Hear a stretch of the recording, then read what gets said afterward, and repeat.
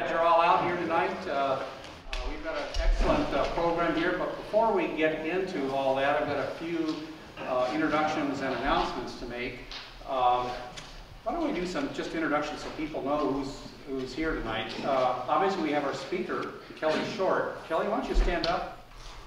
When I was here last, I talked to you about fishing, and I told you when I came back, I'd fillet a salmon. So I always have a fillet glove on, usually 2 of them. So most of the time you can get these. This is a really thin one. I have 2 of them. One's a little bit larger than this. You can tell by their sizes, sometimes by the color they have. But I'm right-handed, so I'm going to put it on my left because I use the knife. Make sure your knife is really sharp. This is Kershaw's new knives they came out with to match like a Dexter knife or whatever else. They sell them at Fred Meyer's, Primark, a lot of places. Really nice, half the cost. They hold an edge pretty good and stuff. I've been pretty pleased with it. So if you want one of those good knives, you can get them for about half the cost, and they got them in all the different sizes. We have them in our shop too. You do? Okay, well that's good. The salmon's been gutted first. I take it. First thing you do when you guys are out in the water, a lot of people know, is I reach in and cut one of the gills, or cut it right behind the gills and bleed them out, and just let them bleed out. Get them bled out. That gets everything out of their system and stuff like that. As soon as you get it in the boat, that's the first thing that we go and do. A lot of guys do it just because they want the eggs out of the fish. Okay? Do it whether it's a buck or not. And I'm a real proner on this. Even though everybody wants eggs, you guys need to start thinking about one big thing here that nobody thinks about anymore. You can't all be egg headhunters. Okay? If you catch a chrome buck, keep the chrome buck. They're going to eat just as good. If everybody keeps taking the hens just because you want eggs to go fish with, you're taking out of that gene pool so much you don't realize how much. If every angler keeps just taking hens, that depletes that size of those hens, keep going down, and then the hatchery has smaller ones, and that's when they start breeding, and then we start getting these little clones back. If you catch a chrome buck, keep one if you're going to keep it to eat. I mean, don't be pitching them back just trying to get a hen and get the eggs out of it. Once we got them, what I do is I take the fish and I like to lift up on it right here. I take this first fin off just right there. Then I come up just right behind this and take that second one off. Okay? Flip it over like this, and then I'm going to take right behind here down at the bottom and come right up to here, just to the top. I'll take the last fins off at the very end, because I don't take out the belly part at first. I never cut towards me, so there's different ways you can cut when you take the fish right here. If I'm going to take it and smoke some of it, a lot of the guys like the collars. If you go into a smoke shop, you'll see smoke collars off of salmon. So that's up to you how close you want to get this cut. I'm going to cut it closer now so I really don't get the collars, but I'll show you that some guys cut them straight across right here. It'll leave a lot of meat, but I come right behind its fin right here and right up to the top. Okay? A lot of guys cut it off right here, and that'll leave you about an inch. If you wanted it, you could smoke the collar. I start right underneath it, right here to where it hits the backbone. Because you have this glove on, you want to follow the backbone right down. Keep one hand underneath like this where you can lift it up. And follow it right down to the back of the tail, all the way out. Take that one and lift that right up just like that so you have a nice pretty fillet for you. Okay? A little rough right up there top. A lot of people take this and throw this away when it's just like this. Okay? A lot of guys save this. Me and Rick, I used to smoke them and cut them when I do the other side, but what I'm telling people is when you do this, depending on if your knife's really sharp, I take mine and I just go just down like this, and you follow it down just like that real close. Okay? A lot of you might not think very much, but if you do this, and you catch 2 fish, and you take this just like this and run your knife because it's sharp, and you can run it right down here along this backbone, you will be surprised how much comes off this when you take this off right here. Okay? You put all that right there. Once I do like both sides and I take all this off, I take this stuff at night and I saute it with butter, a little bit of garlic or whatever you want. Then I break it up, I put it over white rice with some broccoli and something else and put Yoshito over it, or you can let it cool down, mix it with a can of cream of mushroom soup and egg noodles and make like a tuna casserole, but it's salmon casserole. Or you take it when it cools off, mix it with mayonnaise, take some sourdough, and you go fishing with your buddy the next day, guess what? You got salmon sandwiches. And I mean, you get close, if you leave someone up here if you want, some guys take this like this, and they cut it straight up, and then you come right underneath here. And I'm just gonna cut this, this will be a small collar, but if you cut it too much and left more meat, there'd be more meat on here, a great big chunk, right? Then I just cut this little fin off right there, but you brine this, and because all the oil that's in here and everything else, I just throw it in and I smoke the collars, and then you can take it out and pick it and eat it while you want. But that's another piece that a lot of the guys throw away that you can save. So I try to take this when I'm doing this and showing everybody, because you can get, it only takes you a minute if your knife's really sharp, and sometimes if my knife's really sharp, I get really close and there's not any left. But you'll get a nice big pile of this, and I mean, if I had 2 fish, 2 30-pounders, there's a ton there. I did just a little bit for him. For Larry Ellis of Sluts Mortgage is here too, a good friend of mine, and I did them for him and Belinda. We all had sandwiches, and there was still even extra left. She goes, "Boy, you got a lot left." And I go, "A lot left? I ate dinner on this last night." Was when I cooked it up, and then I brought it, put it in the fridge, and brought it cold, and said, "You got any mayonnaise? Let's mix this up and have sandwiches." And she couldn't believe how much was there. Well, that's what I do when I'm in Astoria and I'm planning for everybody, and I save it, and that's, you know, I got sandwiches all week long. Then you can take this, you flip it right back over, do the same thing. I hold the head up here, and I come right up here like this, come right around, and follow it right around, okay? I'm cutting it close. If, you know, Rick wants the collars to smoke, though, there's a little bit there, but not much. This fish, because it's been on ice, you know, is a little bit softer than a fresh one. So then you just take this, make sure your knife's sharp again, and you're holding it right down here like this, pulling it right up. And you should be able to just flip over a couple fillets. One will probably still have a little bit of the fin that was up here on top, and we'll take care of that and trim it off. Is your knife right against the bone, Kelly, and then It's tilt it down? Right against the bone. I hit the bone, then I take it, and my thumb's usually right here on it like this, so I'm guiding it, so I'm trying to push it through there. Like I said, if this was, you know, we just caught the fish and started to do it, it's going to be a lot firmer, so my knife would have went through it. I was trying to be careful because it's been on ice, so it's nice and firm, but it's not. You leave your knife flat instead of tilted though. Yeah, I leave mine flat and go straight across. So then, you know, I mean, it'll leave a little bit of this right here, like I said. I always take this off because I'm not kidding. If you go home and you try this and see how good this is, once you just put it in the pan and saute it and save it, it's fabulous. It's got no bones in it either. No bones. This is all boneless right here. And it's just all pure meat for you to take off. You know, I just slightly wash it off, and then I just put it in there, and you got all that to, see, there's just that's a pretty good pile there. But if I had, you know, a little bit bigger fish than this, you'd have a big pile like that. You don't realize there's really that much there. And I mean, there's a lot there once you fry it up and cook it. You know, then you come up here, like I said, and you can cut up like that. A lot of guys leave it right here. They cut this much off, about 1 inch, when they come around there. So if you did that, your collars would really be big if you did that. But all you have to do is take them off like that, clean them off, then you got a couple, trim off this with a pair of scissors, fits in your smoker better. And then you've got this where it's all done, and you'll hold that bag up for me so I can just get this out of the way, and we'll wipe up some of this on the floor. There's nothing left for the crabs or nothing when we're done with it.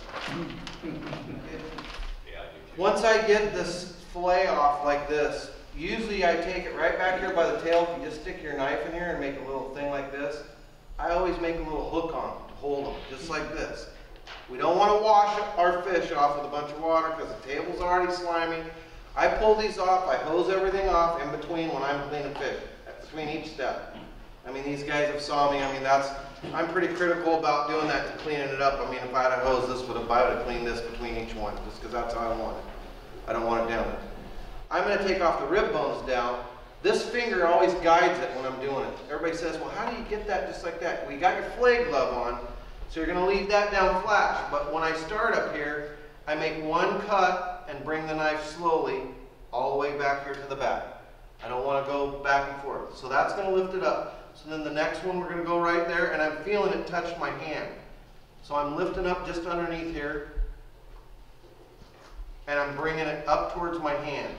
That's what's letting the knife guide it right up. And if it does, it'll come right down here, and we'll take it right off, right by the fat layer where you said, and we'll take off all the rib bones, and then the rib bones will be all gone. Now, the only thing you'll have left up here is the pin bones that are along the top right here. If you want, you can take this and just make a quick little incision right here, and you can take this little fat line off right there if you want, and take it down here and clean this off. I take it and then I come right down here at the bottom where there's little bits left, and again, I'm using this finger to guide with. If I hold it like this, I'm trying to saw too much. This way with a sharp knife, I can push with my finger, and that's guiding it back up to me. And then we leave it, and then it's a nice pretty fillet, and then you take it like this before we put it in the bag, and we lift it up, hose it off, and let everything drip down off of it. Then we hose off that, and then start with the next one. Okay? So then we've got this one over here, and the same thing is we're going to take this. I always lay it towards me, so then when I'm cutting this, I can come right down here on the top and let the knife, one cut, just pull it down, it's nice and smooth. Come right across the top of that. I'll take that right off. And you can come right down here, take this, where that little bone is right there, from his bottom fin. That'll come right off. Then we'll turn this thing towards me just like this, because what I'm going to do is, get it clean for her.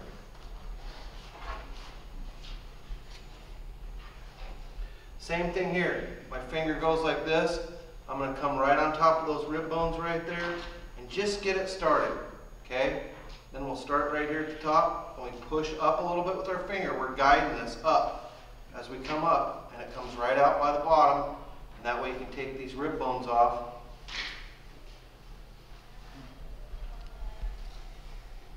You gotta give lessons to Fit Seafood here in town. In But Ross, you take, how to fillet fish. 'Cause they, you know, you take that, and like I said, this is really important this way, because then you hose it off. I watch guys do this, and then they squirt water all over it, and it makes the fish all mushy. And this way you can clean it all off like this. Okay. For eating this, a lot of guys, they'll cut this belly piece off. We save them. Are you gonna? Cut it off. Okay. So what we do is, like, this is what I did today, is if you're not going to do that, then I cut it straight off like that. We save it, throw it in the smoker. Fin on and everything, I just take that piece and throw it in there and smoke it. You could just stick your knife and take the skin off. Yeah, I leave the skin on, so it holds everything, so when I pull it off the smoker, everything comes off on it. I leave the skin on everything. But what I do is I start off like this, and I take one piece. This is going to be for my smoking fish, and I cut little strips about like this. I like a piece about that big, because it smokes evenly then through your smoker. If you make bigger pieces, then try to make them all the same size, so when you're smoking, everything's smoking for the same amount, or you're going to get stuff getting done here and there and try to pull things out. Okay, what a lot of people, I do this for my customers, I take this, it's just like we're going deer hunting. We're going to cut right down to the skin, then we're going to take the next one, and we're going to take them about 1/2 inch or as thick as you want to do them. And you know, you got to start thinking about, we get a 30 or 40 pound fish. I mean, you might not want to do it, it'll be the size of a dinner plate. But to go out on the barbecue when you have somebody come over, we make a nice little teardrop like this. It folds open, you just make it like this. Now there's skin right in the middle, so you can pretty much eat. You only have just a couple little pin bones right there, because I've already taken the rib bones off. But you can lay this just like this, grill it and everything else, and I'll tell you what, you lay it on a plate, baked potato, and something else. You look like a hero, like you've been in the kitchen, man, I tell you what. And you really didn't do much, it's pretty easy. But Kelly, that's better than steaking them, like some guys do. it is. Well, yeah, I still, sometimes I cut them in strips like that, if it's just me, but I do this for my customers a lot. I cut a couple and then they're like, hey, will you do that the whole way? You know, we can just back them that way and do them. And like, who did we do them? I did them for somebody, and that fish was like almost 40 pounds, and he said, no, I want them done like that. I go, and they were like huge, and he goes, that's okay, me and my wife will eat one. We'll each eat 1/2 of it when I cook it, you know, because it was big. Well, It's actually better than, the way he's doing the butterfly, it's actually better than, they used to do the old steaks. They used to cut the fish in half and you got all the bones and everything in there. This has just got a couple You pin know. bones in it, but see, you can lay it like that, you can grill it really quick back and forth. Shoot the grill with some olive oil first, or sometimes I even shoot that just a little bit on this, so I lay it on there, it'll plop back and forth, and then you can do it. And it cooks really evenly like that. You flip it over one time, it's nice and done, you pull it off, it works pretty good. And then you just keep going down the line, you know, if you're gonna make, you know, another one for somebody, just go right to the skin and take it. But you know, if you're watching, my fingers, I can guide, my finger's always on the top of this knife right here. It's never like this. For me, I can guide it because I know exactly what I'm doing that way, or when I'm flaying it this way, my hand's underneath there, so my finger is like this. I'm pushing up against those bones with my hand, but I'm doing it this way. If I'm doing it like this, you tend to go this way or that way, the knife turns on you. If your finger's right there on that, you can slide it more carefully and make one long cut, so you're not doing the seesaw with the chainsaw. Just nice long cut, and then come back behind it, and then come up again, and then they pull off nice like this, so you can lay it down. So now that we've gone over some of the flaying, and hopefully you saw that, you can ask me some questions or whatever. There's a great brine you can use. I use Scott's brine at Weimar. You can buy it. It's $2.69. It's in a clear package, yellow lettering on it. It's white powder with some pink powder inside of it. Half a gallon of water, that's what it takes. I could do a whole fish I could put a 30-pounder in a thing. You put half a gallon of water, I add just a little bit more to it. I put half a cup of brown sugar to it and a quarter cup of Morton's sugar cure, okay? You just buy that, and I put it in there, I mix it all up. It's got to stay in there nice and chilled at least 24 hours. When I take it out, I take it just like this, out of the brine, just hose it off, set it right there. I don't get it really wet and wash everything off, I just wash it off like that. I set it on the racks. I actually have a gas smoker that uses propane. So I take my chips, alder and hickory, I like both. So I wet the chips. Not the little tiny chips that come in the Chief Smokers, the little bit ones that are the bigger chips. Soak them for 20 minutes. Put them in a pan, fill it all with water, let it soak for 20 minutes. Put a plate or your hand over it, drain all the water out of it, then let it sit for about 5 minutes, then put it in there, it'll start smoking. My smoker actually has a pan of water in it too, that I put a pan of water in there and that keeps the moisture in there. I do that once, one pan of chips. They sell that smoker at Weimar. It's a big hollow, or I've done how many batches? 5, 6 now. Every time it's perfect. I walk away, I don't even worry about it. I just go back and look at it and make sure once in a while, but it has electric start on it, and those chips just start smoldering, and they start smoking, and you only have to put one pan of chips in there, and it's done. And I mean, it just turns out it's such a simple brine to make. You don't have to get all involved with apple juice and all these other stuff. There's great brines to do that, but if you want something simple that's going to turn out really good and have a great flavor to it, you can, you know. And when you put it in the smoker, I don't let it air dry for an hour or two. I pretty much wash it off, put it on the racks. It's only air drying while I'm getting the chips together, and I put it in there and away it goes. Because if it starts to air dry a bunch then too when you do that, that's when your fish starts to really dry out. Get the moisture out of it, yeah. I'm leaving the moisture in it, and then by that pan of water being in there leaves the moisture in your smoker too while it's going like that. And wetting the chips down keeps it from getting extremely hot in there and the chips getting hot, and then the salmon gets too hot too fast. You want to gradually build it up. Mine's got a temperature on it. I bring it up to like 150, leave it there for a while, and then I get it up to 200, and I bring it over 200 for a while, and you got to leave it there for a while. So it'll come up to that, and that's nice about that one smoker. It's got a temperature thing right on the front, and I can watch it right where I get it, and then I just keep it there. I can turn it up a little bit, and then back it back down, and just hold everything right there. And then open it up and check it when you want, you know, and look at it, and it'll have a beautiful glaze on it. And some guys, I mean, Larry likes lots of pepper on it, so you pepper it before you put it on there, you know, put it in there, and you can do that. Or you can take a little bit more brown sugar and put a little bit of maple syrup into a thing, stir them all up so it'll melt together with the thing, and take a little basting brush, and you can baste it on there if you want, and sprinkle some pepper on it if you want a little bit more sweetness to it or whatever. I like exactly what that combination of that brine with those two things is. Not too sweet, but it just gives it a great flavor. With a